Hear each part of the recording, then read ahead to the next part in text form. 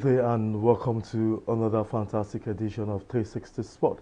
It's definitely going to be an exciting moment today because we are looking at a very important topic in the world of sport. My name is Mudashiru Shitu and I will be your guide in the next 30 minutes to take you into the line of certain sector of sport that will actually make you really feel so much about getting yourself involved in sport. But I have a special guest in the house and I won't be doing this alone. I have a child advocate who has combined the job of child advocacy and sport together. I'm talking about AMAKA AWOGU. She will definitely take us to the line of combining the child's rights and also sport. It's good to have you, Ma. Thank you, Shiri. Thank you so much. You've been involved in child advocacy for a very, very long time, and I really want our viewers to know at what point did you desire to actually continue in promoting children? Okay. I'll say I personally was involved in child rights, and we had, I think at that time we had a lot of cases of children that were sexually assaulted. And when it comes to that sexual abuse, it goes with a lot of issues. So you find there's this emotional issue you have to deal with. A lot of people think dealing with the kids is just one aspect of it. You have the family to deal with and stuff like that. So there were a lot of things. And at a point, we realized after going through, because we had severe cases, we even had of like physical abuse, kids, like, it was really, at a point we discovered it was beginning to affect even the staffs mentally, emotionally. So we needed to take it off something different. And I was like, yes, at a point I could see the way they were behaving, even volunteers. So I was like, we need to do something different that will try to balance it for us, mentally, emotionally. And I was like, we have to put something that we can marry the kids together. So we're like, okay, yeah, sports. We're like, yeah, we need to go to sports. So I remember then I did we did like different sports. We did football, we did golf clinic too for kids, then boxing. But the boxing part was different compared to doing the golf one and the football. I realized at that time, we're talking about like almost 9-10 years ago, there was this really not good attention to them. You see kids from very remote areas, they're striving and they just want to be a boxer. And nobody's like really paying attention to them and stuff like that. So the first thing that called my attention was I had a first addiction. I was like, okay, let me do something that will touch children from very remote and remote background and stuff like that, because we had them from very remote areas of Lagos. So the interesting part was when we had the first edition and the kids were given gifts after the competition, you could see a mother looked at me and was like, Madam, that she's surprised. And I was like, why? He said, every day my child will tell me, I'm going to train, I'm going to do boxing. Nothing comes out of it. This is the first time she's seen the child get anything. That she's been looking at the child that, don't worry, do and grow, and don't come and join me in this. You're telling me. So I was surprised. And I was like, really? And as we were talking about that, the next thing, a woman just carried like almost like half bag of amala. She came to look for me, that she wants to give it to me. And I think then when I started working, I was in line with Okorodu, because I run it with him, Jeremiah Okorodu. So we're like, they're like, Madam, they were like bringing gift, so you have little thing like a mala, just small thing. I was like, are you for real? Is it what's going on here? And I think that inspired me to like, okay, I need to do this, because in the long run, a lot of people were like, why are you doing combat sports? It installs certain discipline we're looking at our children. There's some things you don't tell these kids in school. But this sport gives them discipline. It gives them self-defense, especially for the male child. Unfortunately, I think I don't have one interview. One of the girls, she's like, as I am, like, nobody talks to me anyhow. You can't just tell me things because you want to tell, where you just want to tell me that you will think about it before talking or saying things to me. So I think it was a way for us, balancing it for us at the foundation, balancing it for us for our own mental and emotional state, and trying to balance the kids too as well. Okay. Yeah, now, after all this and your experience, how did boxing really aid child advocacy, and what benefits, because we know right now that you've been involved in trying to do this woman, child's rights and all that. Now, you settled with boxing. How did that aid child advocacy? One of the things I'll tell you about boxing and sports generally, but boxing itself, because it's physical and combat sports, it teaches self-discipline. There's this self-control. It gives you good self-esteem, which is one major ingredient we're missing in a lot of tribes today here in Nigeria. So you find that at that tender age, they begin to learn discipline, control, and self-esteem. Okay. You understand? So it's helped a lot of them. That's one aspect. A lot of them will find that we've gotten scholarship through it. Kids have gotten scholarship through it. We have one, you know, like the case of FAROUK, which you're aware about, he's gotten scholarship through it. We have, like, most of them, we know scouts has always come. They pick somewhere. We have boys that have gone through that place. We even have a girl currently, she's now in NDLA. So you have, like, their kids, you showcase talents. For scouters, they've come to pick them. You understand? And on not only that, it has encouraged, there's this ray of hope to not only the children from those remote areas, for the parents too. Now, when they're the one calling you, when are you having our next competition? We're coming, you understand? That kind of thing. So to an extent, it has picked them, it has created kind of empowerment for the children, and it has helped them psychologically and emotionally. Okay, thank you. Now, it's obvious that you're having two major tasks in front of you. And because there's a slim line between that child and advocacy and the promotion of sport, and I've done many sport and boxing events.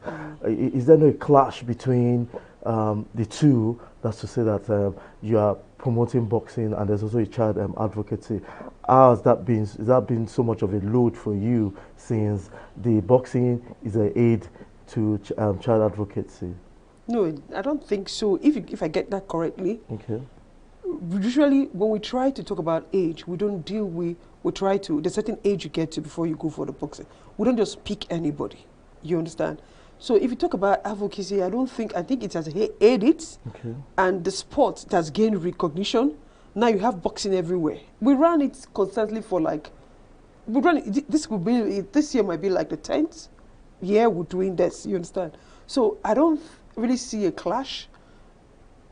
Yeah, maybe with people's belief and perception, they're like, no, you can't add both of them together. But that's not true, because the children need the same, especially in the society where we live today. They need to learn this thing. And the sports now, boxing now, look at boxing, you have Go TV. I remember when we had Go TV in one of our boxing events. That was like, we're talking about 8 years ago or so, we had Go TV there. They were there. Today we have Go TV League. You understand? You have Go TV amateur leagues and all those stuff like that. So to an extent, I think it's been promoted. It's exposed the sport. It's given good insight into it. But people need to understand. I don't think there's a clash. In advocacy, yeah, it's one part. It has aided, because now when you talk about a child, if I say this box, I need to go to sleep anywhere they go to, because they have this self-esteem they go with, and they can, at any point in time, they can stand up and walk around whatever it is and stuff. And one highlight of the success of the promotion of child advocacy and boxing is a certain young lad called FAROUK Saheed. He has been one particular lad that your agency, your NGO rather, has promoted even to the secondary school level. How has the story of FAROUK been inspiring to you? Okay, it's a journey, very interesting journey. I remember when initially when he was given the scholarship, I think he was misplaced for a boy. That delayed the scholarship for like 1 year. Now the sponsor saw him and like, oh no, Rex was like, no, get this child, I want to sponsor this child. But he was quite outstanding, because he had certain qualities you could see that was different from every other child around him. You understand? And he spotted it. Now I would say maybe it's God sent, because by the time we started doing investigation because usually we'll have to go through, do some kind of maybe show of the background and stuff like that. It was complicated for us because of the background, so we don't need to go into those details. But one thing I would highlight is that it was as God sent. Because when we started doing analysis of him going to school, his result, we discovered that this boy can go to school for maybe a month in a term, and the parents couldn't afford the school fees. So he was in and out of school and missing exams. So that has been his pattern. So he was in and out of, so it was like, God, like, just get this boy out of this place. So you could see, but he was a focused, calm guy that really wanted to grow. There was this aroma of humility. unlike kids growing in certain environments, he was open to learn, he wants to grow, you know. So he had the striking thing you could pick. But the problem we had, because of the style of education, we had to draw him back. Okay. You understand? So he had to go back. I think we picked him when he was meant to be in just 3, I think so. I can't really remember. So we had to draw him back and started making him going through lesson, get special teacher, so he could write and go to a proper school for SS1. Okay. And luckily for us, he got strong toward took him. He got to the school. Not only did he get to the school, a boxing gym was introduced to the school at secondary school level because of him. So he trained boxers there too. He worked with the school.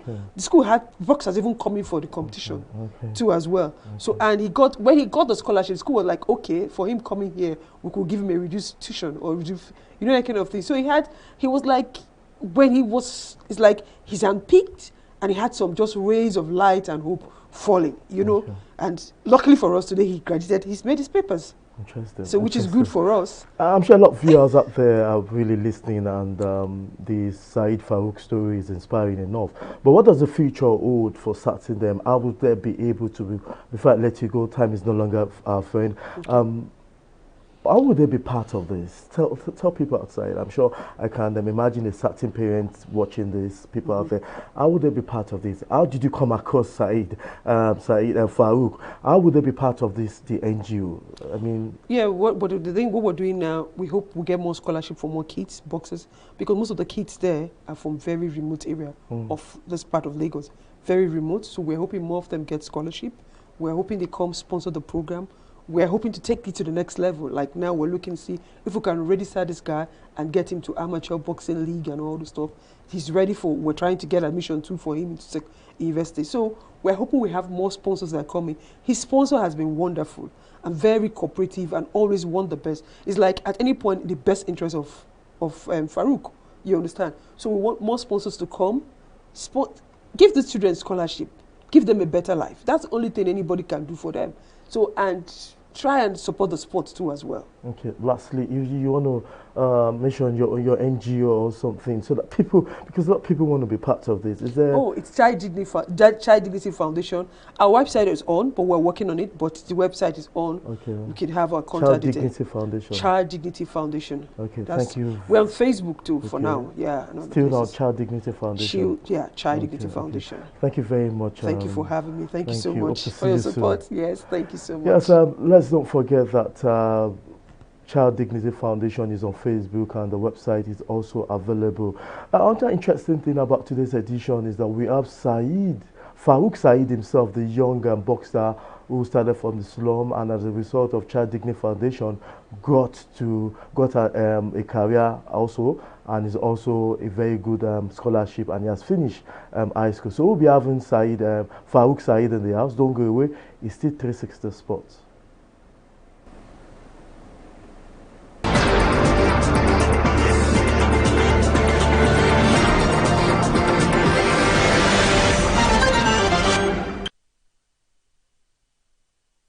In the last 3 years, we have built a multi-purpose center, which is the envy of all in our constituency.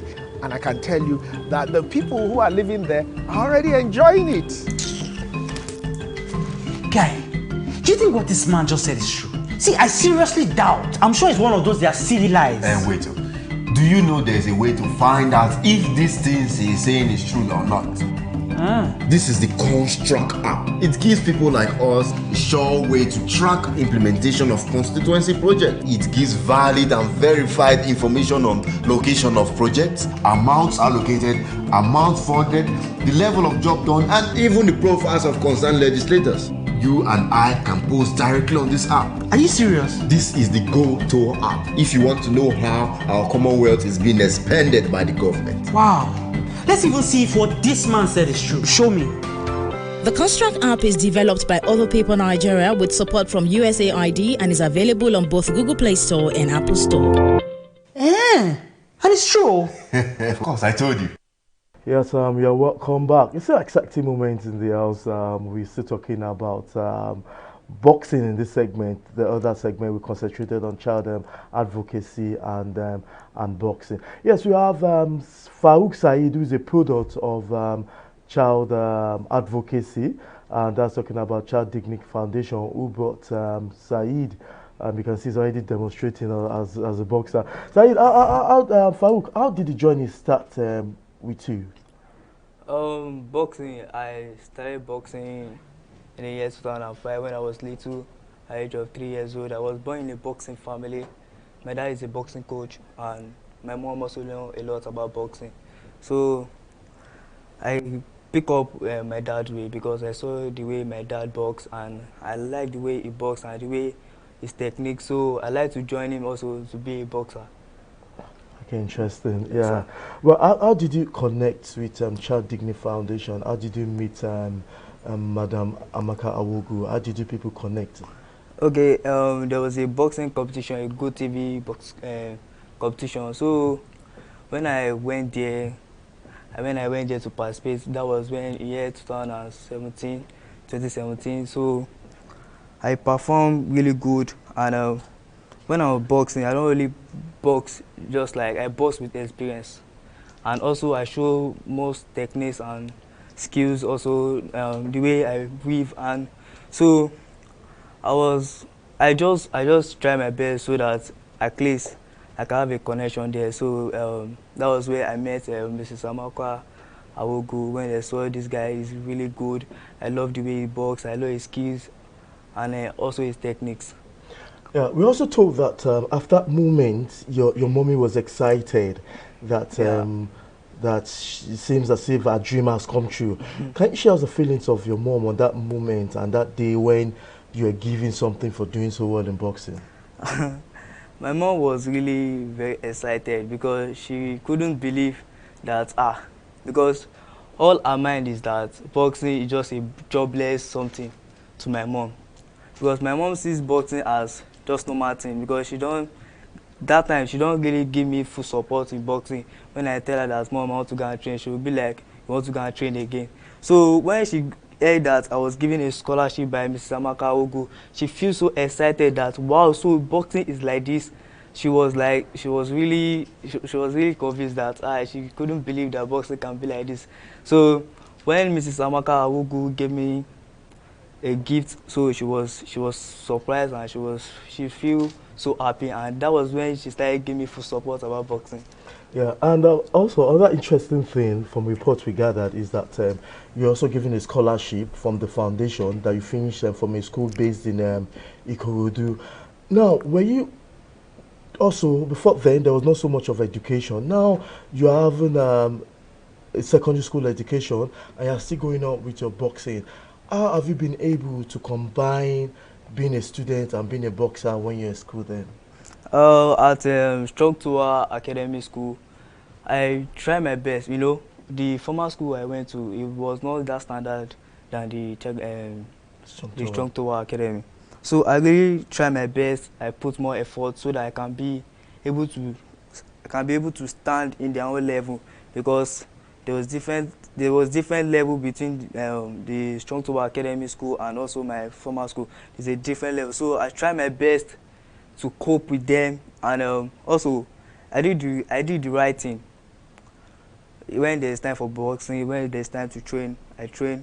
When there's time to read, I read. I focus on my books because I won't allow the two to affect each other. So when it is time to read, I read. When I'm having an exam, I drop boxing. I don't go for training because I need to focus on my exam, because my sponsor want me to give them a good result. So I drop boxing at that moment, so that I need to focus on my education, so that to bring them good results.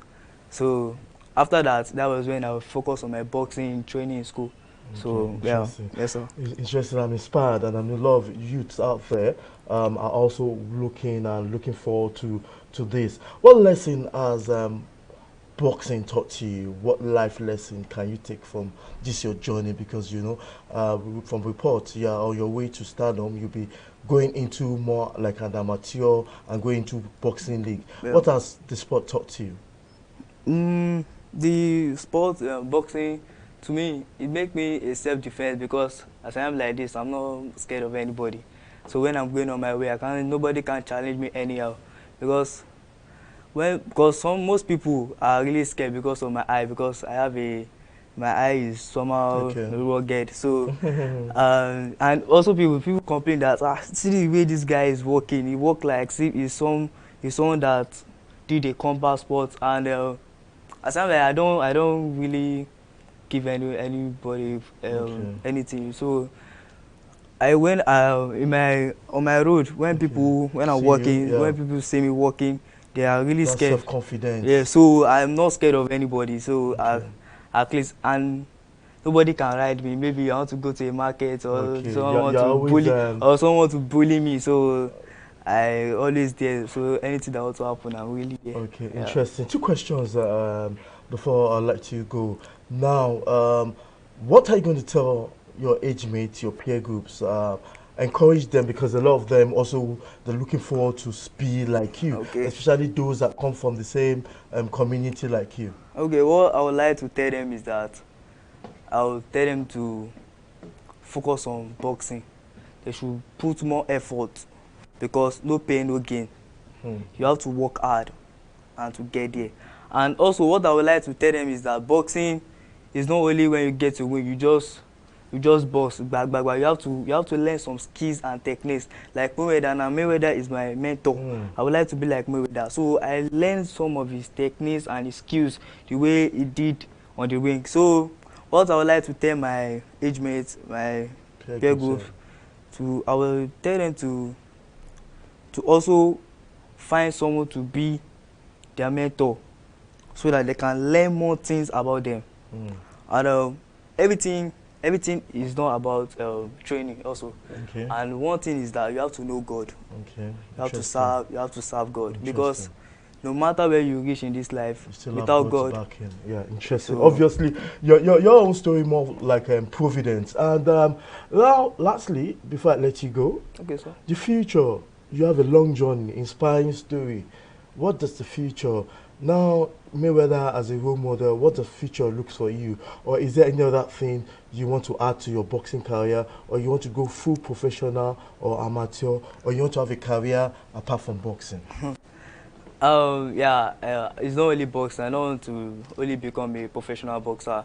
I would also like to be a naval officer. Interesting. So that, because one of my cousins is a naval officer, I love the way he dressed, his uniform. So I also say that one day me to be on this uniform. So I would like to be a naval officer, not only a professional boxer. And then also my goal is that following Mayweather, which is my role model, I want to break his record also. So that's all. 49 unbeaten record. Yeah. Thank you very much. Thank you very much, sir. Yes, sir. Part of this show. This is all we can take on today's segment of 360 Sport. Hope you enjoy the program. Don't forget, you can join us on all social media platforms to get the latest updates, and also comment boxes on the comment social media handles. You can follow us, so that the conversation on what we can do with child advocacy and sports together. And that's all we can take. Hope to see you next week.